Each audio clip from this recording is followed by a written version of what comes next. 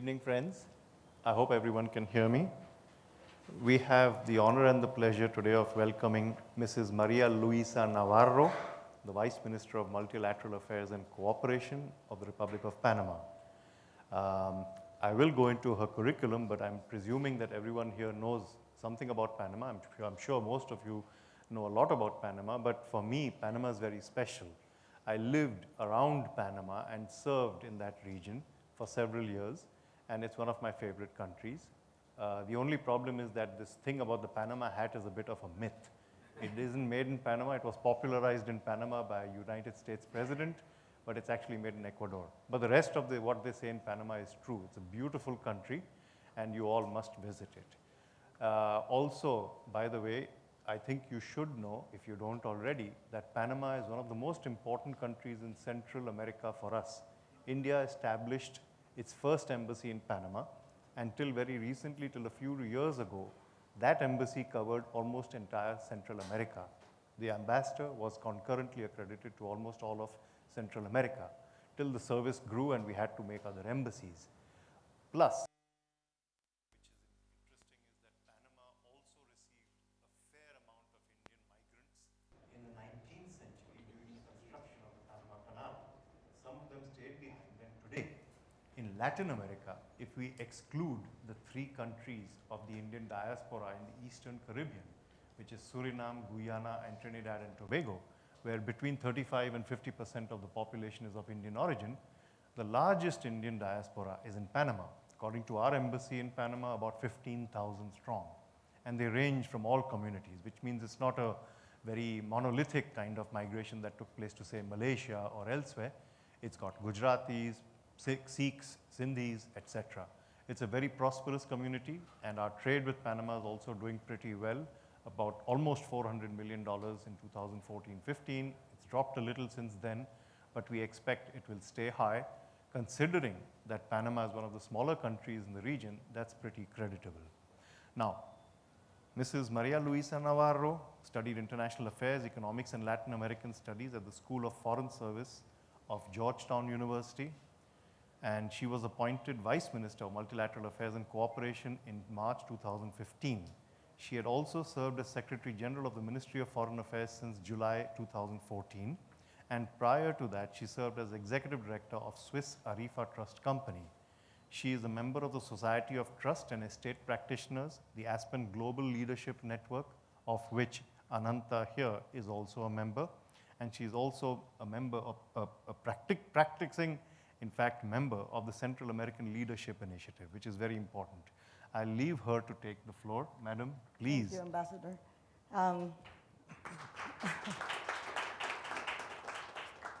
Should I stand up? Should I stay here? Whichever you prefer. I think I'm going to stand up just so that I can use my notes a little better. Allow me to break protocol.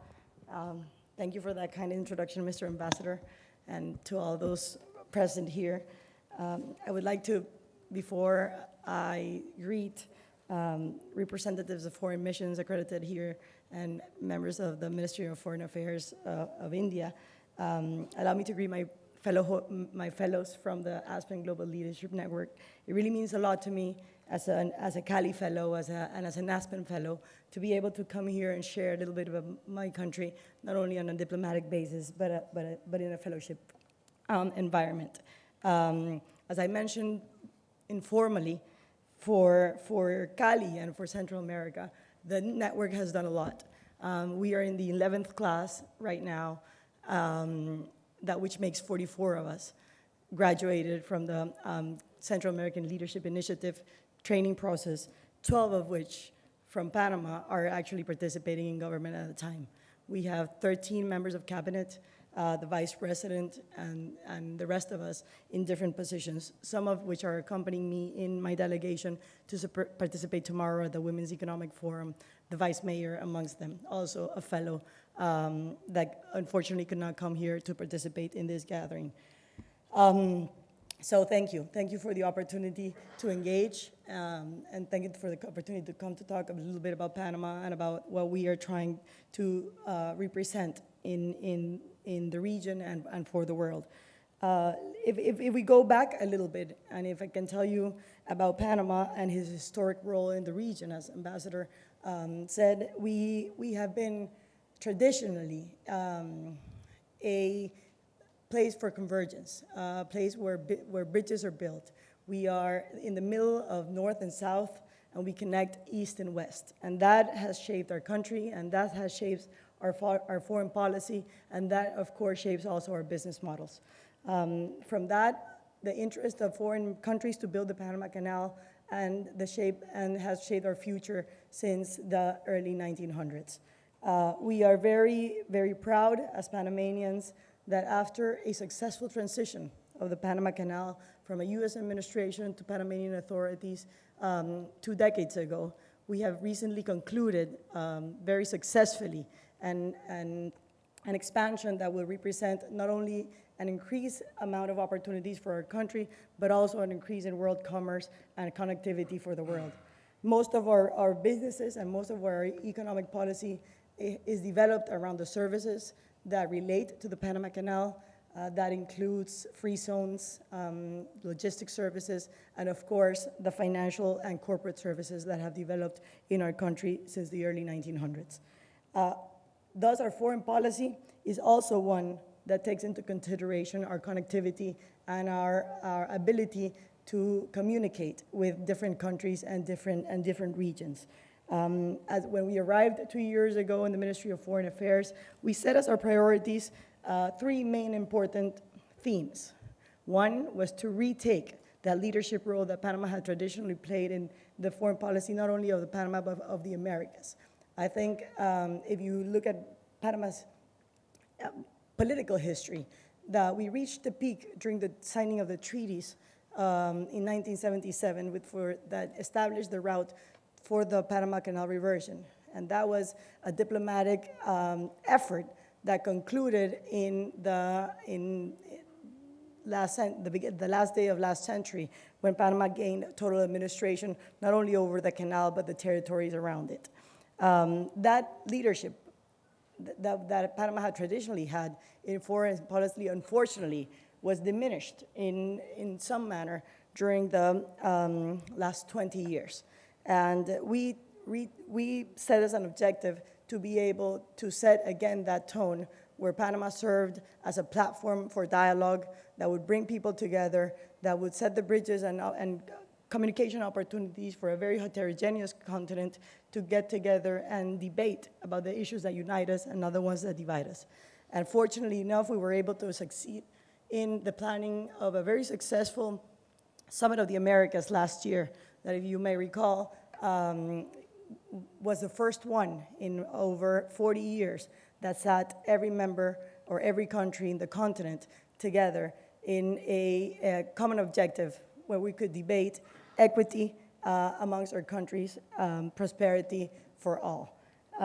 It was right after the announcement of normalizations of relationships between the United States and Cuba, and of course, during our transition period and the beginning of our administration, we had already made the decision to invite Cuba to the Summit of the Americas.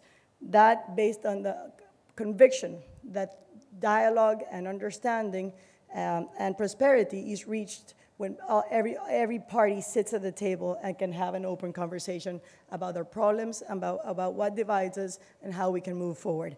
So we were there. We set the table for a very important conversation between President Obama and President Castro. And I think with that, the leadership position that Panama decided to take was again regained and again evidenced in the capacity of bringing people together.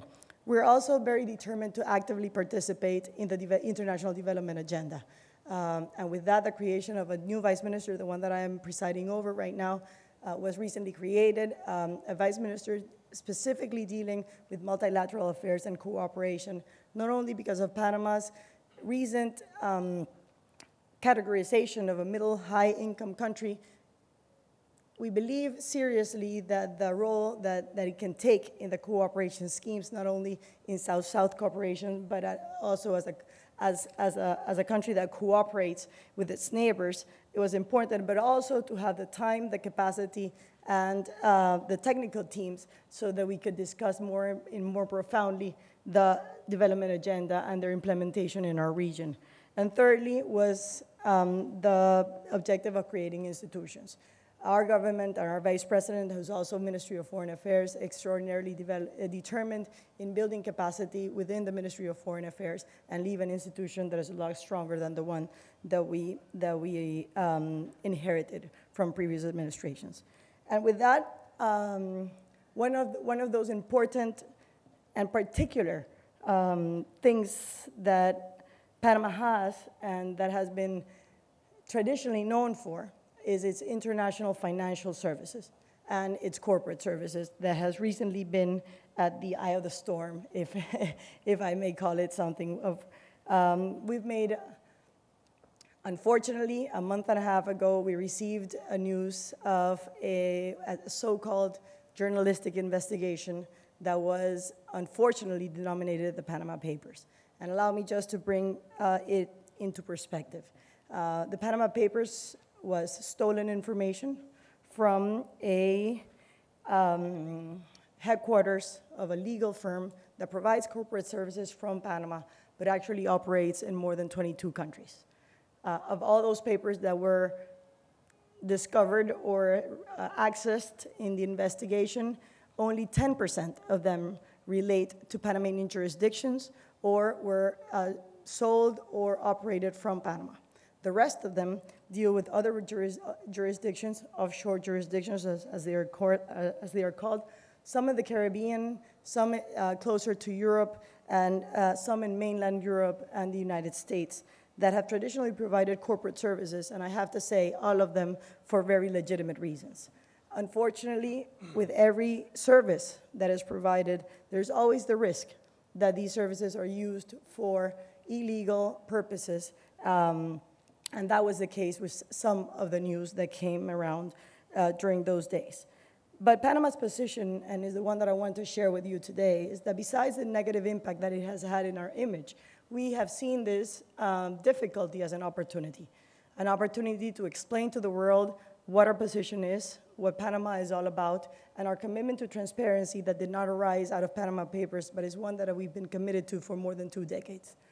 One of the things that is not evident when one reads the news and the processes that have developed after the release of the so-called Panama Papers is that most of this documentation was actually made more than 20 or 30 years ago. And one of the things that strikes me as odd is that we haven't been clear that we are evaluating a set of documentation and services provided 30 years ago with standards of today. And it is true not only in Panama, but it is true in most financial services around the world and corporate services and countries that are very distant from financial and corporate services that challenges, as challenges grew, regulations were also evolved. And we all evolved into transparency in more or less the same pace and in the same times. And we are very proud of what our financial services center has become. And with very few unfortunate cases, we haven't had a misuse of our financial services in over 2 decades. Something that we are very proud of. And that has been recognized not only by our friends and allies, but by significant organizations. The OECD, one of the most critical organizations about offshore centers and taxing jurisdictions, actually last year, before the release of the Panama Papers, recognized Panama's development into a more transparent fiscal system and more transparent corporate system and a very efficient financial center, passing it to the second phase of peer review in the Global Forum. The same happened with what we call Gavi, El Grupo de Acción Financiera FAT, that removed Panama from a gray list before the release of Panama Papers. So although we were strongly affected by the negative image that the release of this information has caused to our country, we see it as an opportunity that has given us to share that information with most of the world that was not aware of the 16 different legislations that Panama has passed in the last 2 decades, moving forwards that transparency. It also gives us the opportunity to tell you why we have the services that we have and the security threats, not only, and political threats of the region that make Panama an interesting jurisdiction for citizens to ask for services and bank their assets.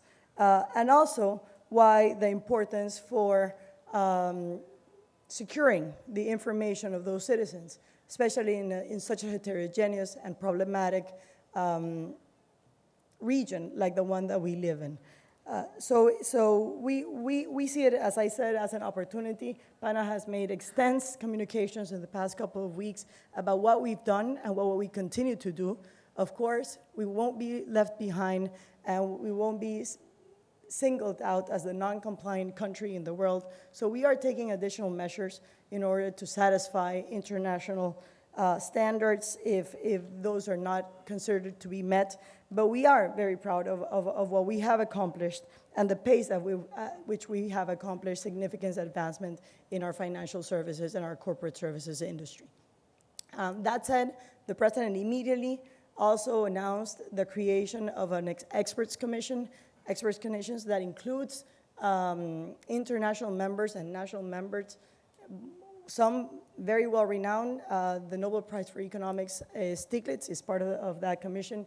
Former presidents that understand the region, former presidents in the region that will also be part, and will be evaluating the role of, well, Panama's internal legislation, our strategic plans for 20 years, and how that role and how that advancement can affect our national policy and our relationship in the region and to the world.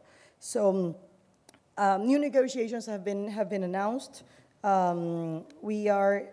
We've recently concluded a very long negotiation with Colombia that successfully concluded last week. And we will begin also negotiating double taxation treaties or treaties of exchange of information based on the CRS standards of the OECD with Japan, Germany, and Brazil. And of course, India is something that we will be discussing tomorrow when I visit the Ministry of Foreign Affairs that has been in the pipeline for quite some time, and it's time to have the second round of negotiations as soon as possible. I don't think I want to be doing all the talking. I think I will go back and sit. Maybe we can have a little dialogue with the ambassador. But this is a quick introduction to what has been going on in Panama and what we have been doing. And I would be more than happy to provide any further answers to questions that you may arise about this issue or any other that's of interest to you about our country. Many thanks.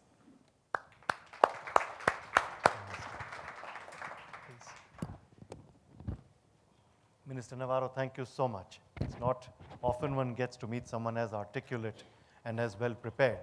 And of course, you introduced into this room the elephant, which everyone had on their minds, which is partly perhaps the reason for this event and also your visit.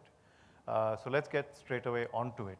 The first thing that comes to mind, of course, when one thinks of Panama is shipping, banking services, and everything that goes with it, including free trade zones and so on and so forth. Panama has really established itself as a hub to provide services for those who wish to trade and so on in the region and beyond.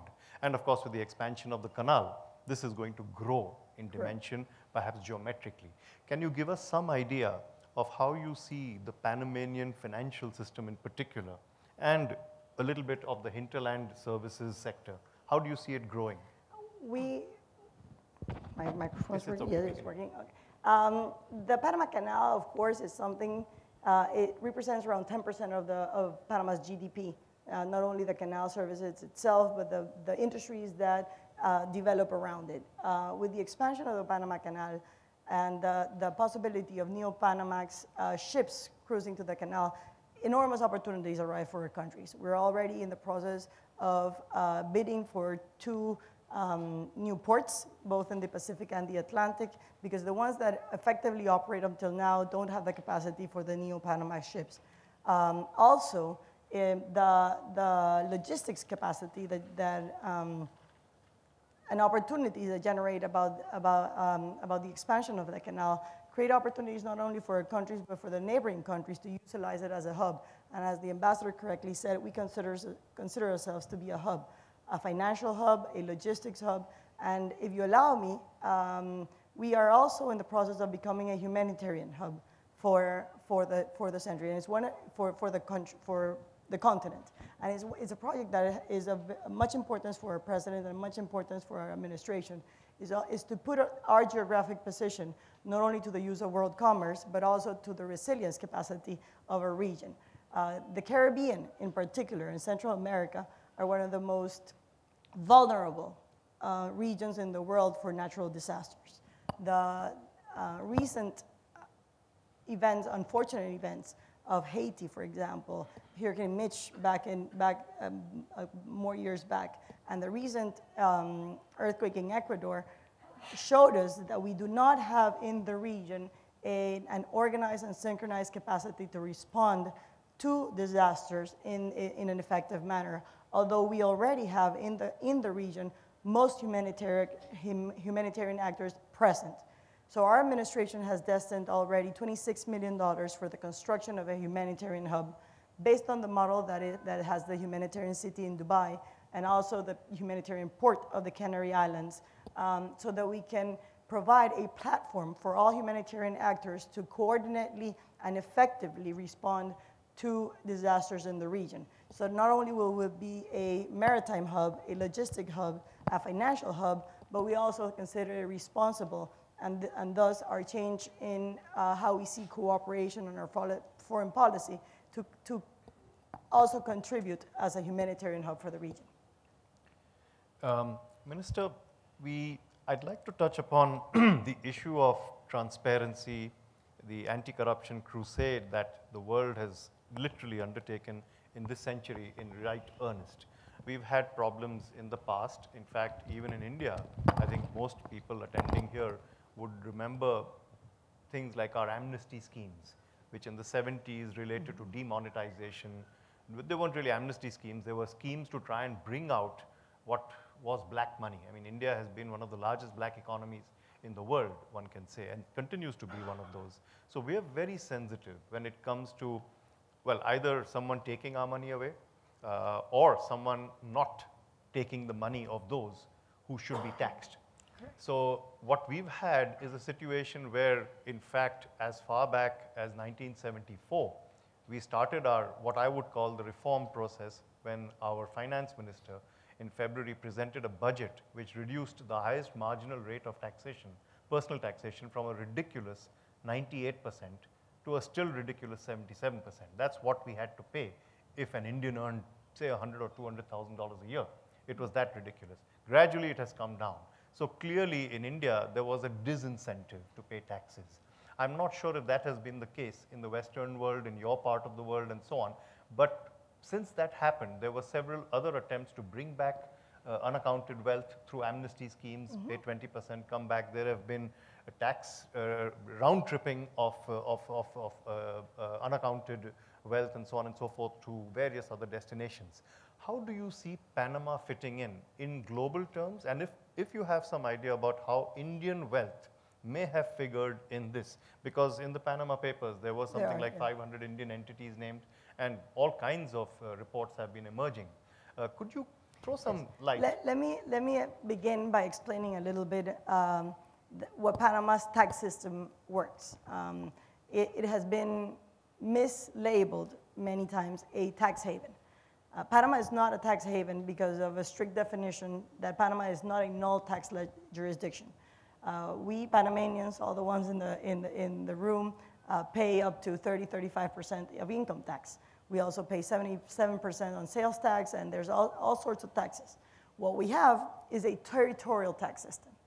Panama imposes and collects taxes on Panamanians and foreigners that generate income within the territory. So Panamanians and non-nationals all tax at the same exact levels, except for two exceptions. The Colón Free Zone also applies for Panamanians and non-Panamanians, or companies that are established within special regimes, regions that have a better or a more convenient tax scheme for trade in particular. But as a jurisdiction, we are not a null tax jurisdiction. We're actually considered in the middle middle to high jurisdictions on a tax basis. But we do not tax income generated from Panamanians or from foreigners that is generated abroad. And if that, I can explain that a little more. A Panamanian company owned by a Panamanian or by a foreigner, if it operates and generates income in Panama, will pay the same amount of income, 27 to 35% income tax depending on the bracket. If that same company operates in Guatemala, for example, Panama will not tax that company for that income generated in Guatemala. What we expect is that if that country is operating in Guatemala and generating income in Guatemala, it should be the Guatemalan system to determine what is the tax for that particular business.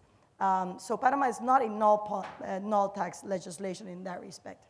The other thing is that Panama is a provider of a very small percentage of those companies that appear in the documents that were released. I am not aware, I know that there were around 500 Indian beneficial owners that were related to corporate entities. What I am not sure is how many of those use Panama as a jurisdiction. And I can dare to say that is very little because it's not a popular jurisdiction for this part of the world.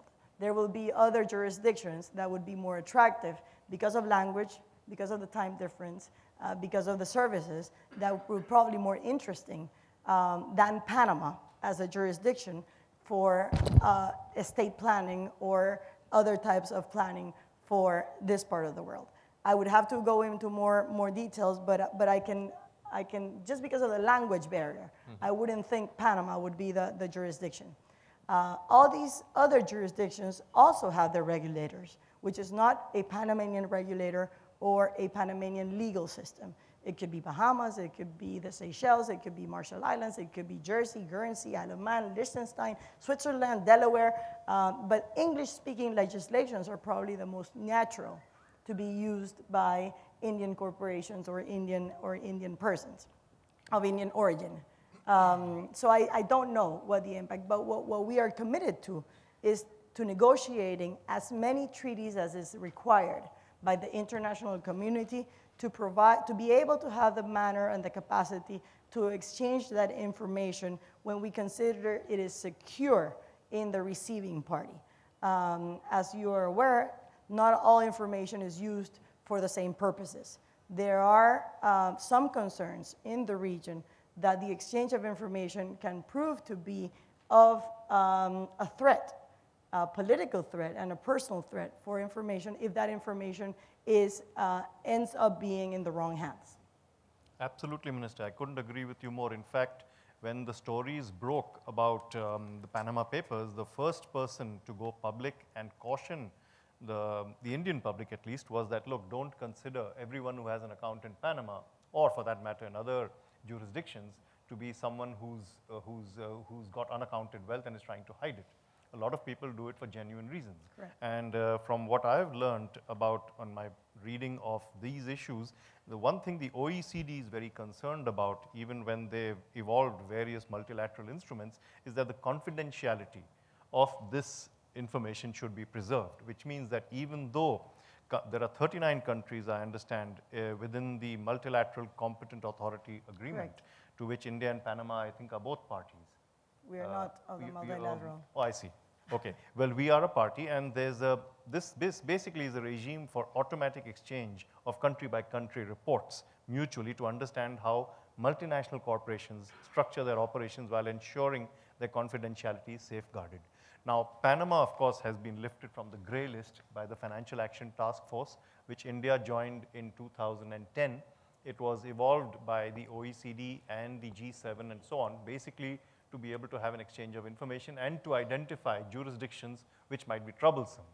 Curiously, in 2011, the Securities and Exchange Board of India noted that they issued a warning about possible money laundering and terrorism finance. These seem to be the two sectors in which red flags are raised. Money laundering and terrorism finance risks in 8 countries. Panama wasn't one of them. This was Cuba and Bolivia, curiously. When I was ambassador in Cuba, I didn't think anybody could stash their money in Cuba because you don't have banks you can access. I mean, whatever access we had as diplomats had to go through Europe. So I found that a little curious, and perhaps I'll ask SEBI someday when I meet them. But to ask you, madam, Panama now has recently gone public and said that they will join. Of course, after you were lifted from the gray list, then I understand that France, after the revelation of the Mossack Fonseca papers, threatened or has actually listed Panama once again. They have listed. Which became a diplomatic issue. Hopefully it will be sorted out if it hasn't already been. But Panama has also agreed to join the multilateral structure this month to implement the common reporting standard developed by the OECD and the G20 for information. This perhaps is why I made the mistake of thinking that you were part of the competent. Could you tell us something about this, and how difficult will it be going forward for legitimate business to bank in Panama? One of the advantages I could say for Panama is that it's a dollarized jurisdiction. It's extremely international, it's extremely accessible, and God willing, Emirates Airlines will fulfill its promise to fly directly from Doha, so it'll be much easier for us to get to Latin America. Yes, thank you, Ambassador. Let me get back, and you've mentioned a few things. First is the accounting, the accounts in Panama and the banking in Panama. And it's also a difference that needs to be made. One thing is the corporate services world, and the other is the financial systems. What we learned from the documents gotten from the Mossack Fonseca firm is corporate documentation. Is not financial information. Right. Of that universe of corporations that became of public scrutiny, none, as of right now, has had a bank account opened in a Panamanian bank. All of them have had international correspondent banks that were actually intermediaries between the legal firm and the client in different jurisdictions. And we're talking about the most respected and international and well-known banks that have been traditional clients of the Panamanian legal firms operating both in Panama and abroad. But it's not also necessarily true that that translates into monies, dollars and cents, going through our financial system. Also because of the distance and the time difference and the language, for most of the European, Middle Eastern, and Asian community, Panama is not the banking center by nature. Panama is the financial service by nature for the region, for, I would say, southern Mexico to the Andean countries, some of the Caribbean, but that is the Panamanian market. Countries that have been traditionally affected by political instability, personal security, and other significant issues that have made Panamanian stability and transparency attractive for them to establish either their headquarters, their banking institutions, their families, their second homes, and other services. But it is not true that the monies from the Panama Papers went through the Panamanian banks.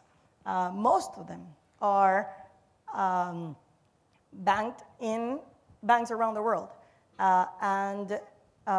So responsibility is shared. When we sell a corporation, we have legislation that obliges the legal institution or the service provider to identify what we call the beneficial owner. That same principle applies to the financial institutions, with an addition of identifying the source of funds. So whether that company is used, and unfortunately it has been proven to be used for illegitimate purposes, is not only the corporate services responsibility, but those monies are deposited in financial institutions around the world. And as you know, it's an entire system that needs to pay attention to the situation and walk together towards a system of greater transparency and shared responsibility. In terms of what we are we have agreed to do is our country has said, and our president has said it, and actually said it for the first time in the General Assembly of the United Nations last year in September, that Panama is committed to the automatic exchange of information on a bilateral basis.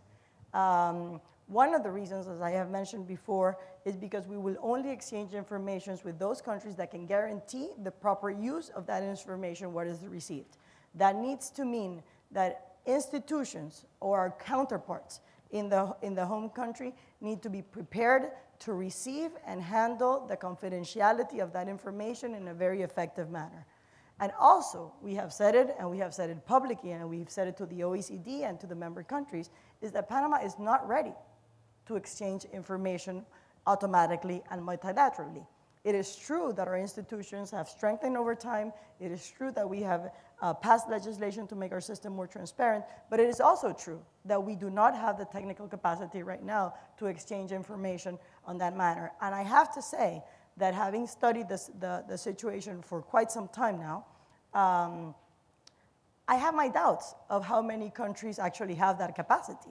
Even the ones that have adhered to the standard, once you sit down and talk to them on how it is done, I think we are all in the process of figuring it out. What we have complied is that we will determine, based on priorities and security, with which countries we will negotiate first, and we will do it with the OECD standards of the common reporting standards, but on a bilateral basis. Thank you, Minister. Recently, if I'm not mistaken, earlier this month, there was, what I saw was the Global Anti-Corruption and Tax Evasion Summit in London that took place. In fact, if I'm not right, it was last week, if I'm not wrong. On the 12th. Yeah, and a global forum for asset recovery was created, and there are plans to set up an international anti-corruption coordination center.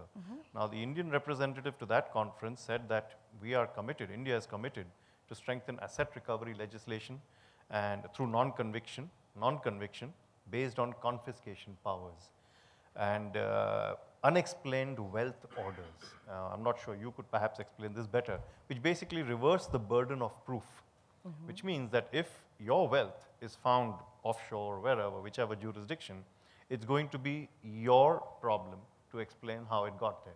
Now, I take your point that basically it's not Panama in this case, for instance, doesn't hold the money of people who may or may not have accounted for it. It's basically a jurisdiction where companies are registered, offshore entities, and those companies, for obvious reasons, are they're very difficult to trace out because sometimes they have layers, as we've been given to understand, and so on and so forth. Again, no reflection on Panamanian laws and regulations is not easy. What I'd like to know from you is that India's campaign in this case, and it seems to be a very serious campaign because it's got political. It's not just a question of revenues in this case.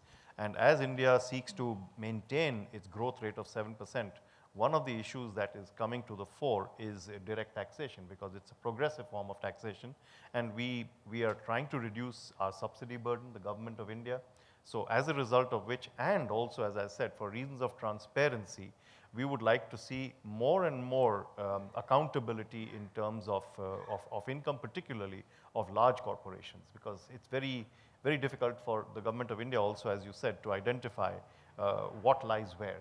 So India is seeking assistance in identification, tracing, freezing, and repatriation of assets. Do you think Panama can help? And in this, I come to my last question before I open the floor to you, which is about your meetings tomorrow. If you can anticipate a little bit of what you might talk and what you might expect from the people you intend meeting in the government of India, it would be very helpful. Yes, well, we were aware of the G20 meeting in London last week. Some observers were also invited to that meeting. We did not participate, so I can't make an opinion on what was agreed there. But Panama has said, and we will continue to say, that we are committed to providing all the information that we can and all the support that we can to partners and friends to continue a fight that is not political. If I may add, Ambassador, one of the main concerns is, and I think that the focus of the conversation about Panama Papers should be, is that there are billions of dollars that if channeled correctly, without diminishing the importance of business and trade and entrepreneurship, if taxed properly and channeled correctly, could aid in development. So the question is whether tax evasion is actually creating the equity problems that we're having in the world. And that is the focus, and that's the commitment that Panama will have in the exchange of information and in the providing the cooperation that is needed with friends and partners around the world. Another thing that is for us is very important is that Panama has traditionally been a country that has existed based on foreign direct investment. Most of our infrastructure programs are managed, operated, constructed by international corporations. Most of them OECD companies.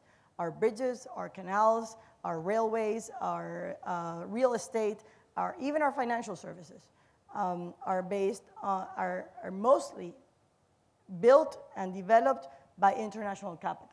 So the way to maintain that competitiveness and the way to cooperate in the international sphere towards transparency and towards development is through the mechanisms that have been established of exchange of information, free trade agreements, double taxations, and others that provide spaces in which countries can cooperate for the benefit of both. And in that respect, without entering into the conversations that I will have with authorities tomorrow, I will be seeing the Minister of Foreign Affairs tomorrow in the afternoon. And one of the things that is in the pipeline is, of course, an exchange of information treaty that has already begun its negotiations. There was actually one round of conversations prior to my meetings, and we will establish a plan and some dates so that we can continue those conversations going forward. Excellent. I can read the headline day after tomorrow, after your meetings. Thank you so much, Minister, and apologies to our distinguished audience for having taken perhaps more time than I should have, but we have time for a couple of questions, so if anybody would like to comment or preferably introduce yourself, please, and keep your questions short and focused. Yes, sir. Ambassador and Minister, you mentioned that in this Panama Papers, there was no hint of money laundering. But I read a news report in an international paper, I think 3-4 days back, which mentioned a company by name of Wakelands and said that there was money laundering and the money was related to drug trafficking. So what do you have to say about that? Yes, what I said is that not all of the Panama Papers money was in Panama. And of course, I am sure that if we see the corporate structures around the world, some unfortunately have been used for organized crime and illegal activities, including drug trafficking, people trafficking, and money laundering. But those are two separate events. One is the Panama Papers and the impact it has had internationally. And the case that you correctly referred to is actually not in the Panama Papers. What we had is last week, an important economic group in Panama was included in the Clinton list for money laundering and drug trafficking charges. One of the members of the family was apprehended in Colombia and is now in the process of being extradited to the United States. Panamanian authorities began an investigation immediately. The government of the United States has actually granted a license for the two financial institutions that were included in the Clinton list to continue its operations for another month. That included a small bank and a asset management company. And the retail companies of the group have been taken over by independent administrations because the president's mandate was to guarantee during the investigation process and providing the space for all the legal implications for the owners to happen, to maintain as much as possible the work places for the 6,000 employees that the group had. But those are two isolated cases. The Wackett family is actually not in the Panama Papers. Thank you, Minister. Yes? You talked about very strict Please laws introduce to. yourself, if you don't My name is mind. Ullekh. I'm a journalist with Open Magazine. My question is, recently there was an IMF study that said it's very much concerned about not the lack of anti-money laundering laws, but the lack of coverage of money laundering laws. And there are certain functions like lawyers, insurance firms which are not covered by money laundering laws, which makes it a very vulnerable country as far as making it a tax haven. Also, the other thing is that you said you countered the view that Panama is a tax haven, but the impression that we have is since the time of John D. Rockefeller, it has been a tax haven because these millionaires and billionaires from America used to park their money in Panama. How do you plan to counter this impression? Impressions are difficult to counter, but as I said, we tax Panamanian money up to 35%. Tax havens are null tax jurisdictions. The other specific characteristics of tax havens is that they treat differently nationals and foreigners. Panama doesn't make that distinction. If you go tomorrow to Panama and you set up a business, you buy a house and you sell a house for profit, you will pay 30% or 35% of that profit as income tax. What can happen is if you are a Panamanian and you come to India and I buy a property and I sell a property for a profit, I won't pay taxes in Panama. Because Panama considers that the jurisdiction where I should pay taxes on the income generated is where the profit was made. So I would have to pay taxes in India if that applies. But it's not a null tax jurisdiction, which are the rest of the tax havens that are considered in the same clan. We don't have the same specific tax policies. We are actually a pretty high compared to the region tax jurisdiction. We do. Sorry, I didn't respond to that.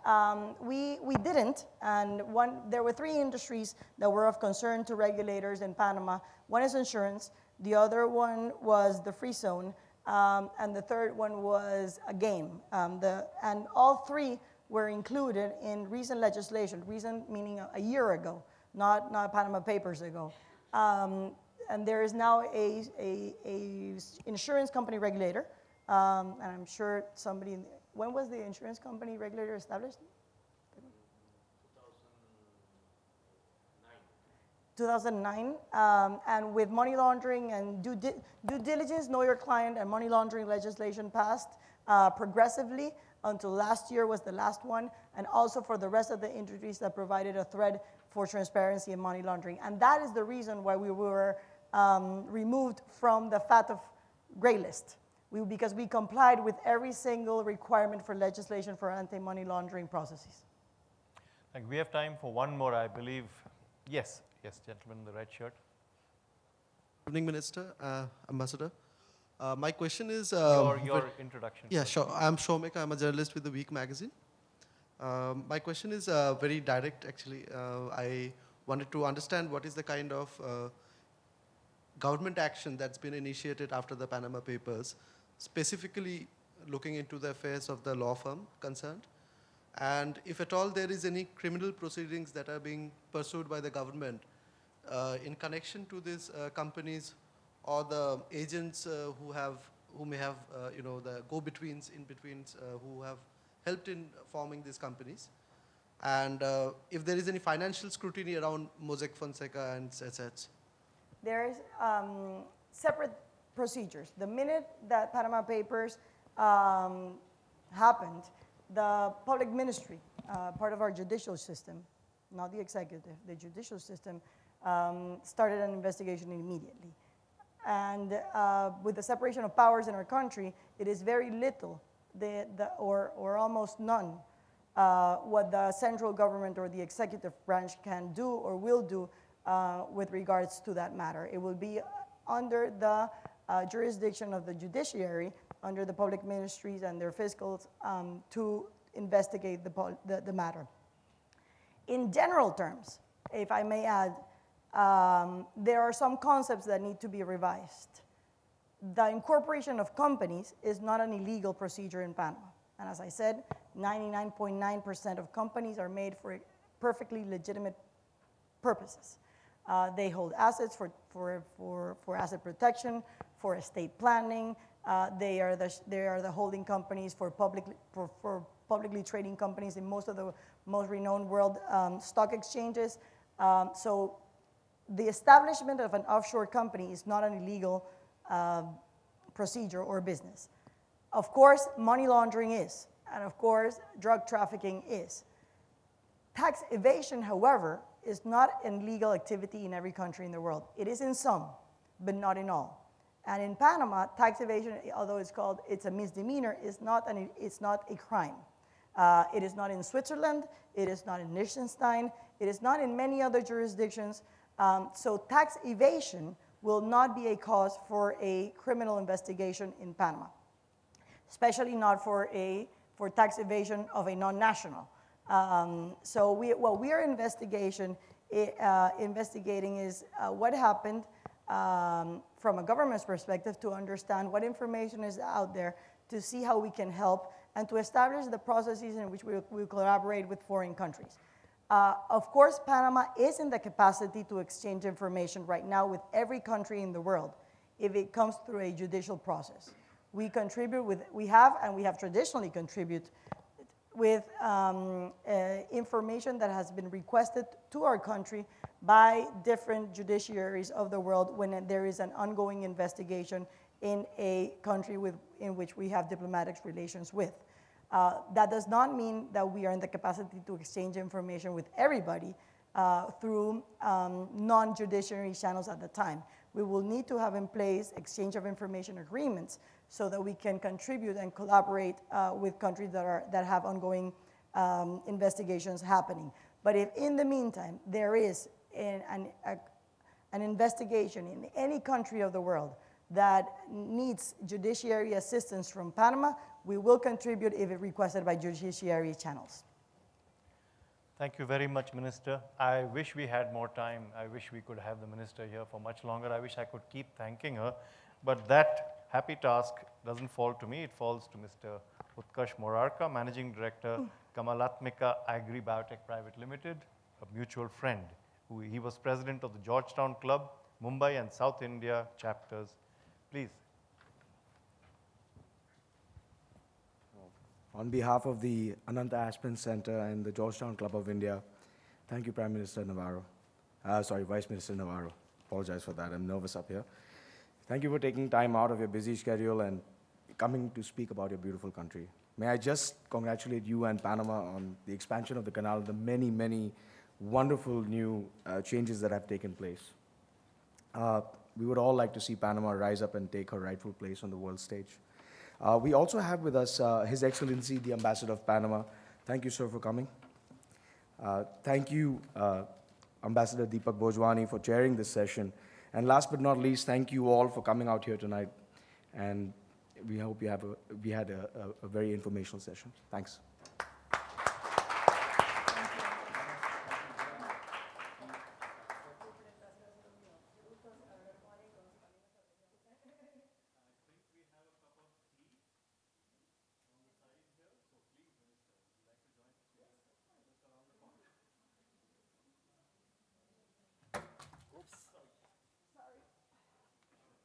No,